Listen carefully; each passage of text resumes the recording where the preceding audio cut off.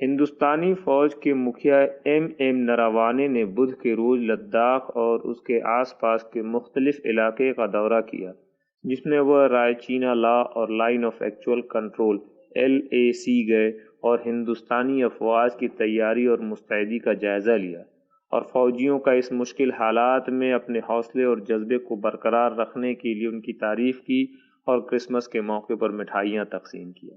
غورطلب ہے کہ چین کے ساتھ پچھلے 7 مہینوں سے چل رہے سرحدی تنازع کے سبب ہندوستان نے 50,000 سے زیادہ فوجیوں کی تعیناتی کی ہے۔ بقول ترجمان فوج، چین نے بھی تقریباً اسی تعداد میں فوجی تعینات کیے ہوئے ہیں۔ لیفٹیننٹ جنرل PGK مینن، جو لداخ کی 14 فوجی ٹکڑیوں کے کمانڈر ہیں، جنہیں فائر اور فیوری کے نام سے بھی جانا جاتا ہے، نے فوج کے مکھیا کو وہاں کے حالات کی پوری جانکاری دی۔ تقریباً 3 مہینے پہلے ہندوستان کی فوج نے مشرقی لداخ کے کئی اہم چوکیوں پہ قبضہ کر لیا، جہاں چینی فوجی ہندوستانی فوج کو ڈرا دھمکا رہے تھے۔ فوج کے مکھیا نے یہاں کی تک بندی کا بھی جائزہ لیا اور تعریف کیا اور تمام سہولیات مہیا کرنے کو کہا۔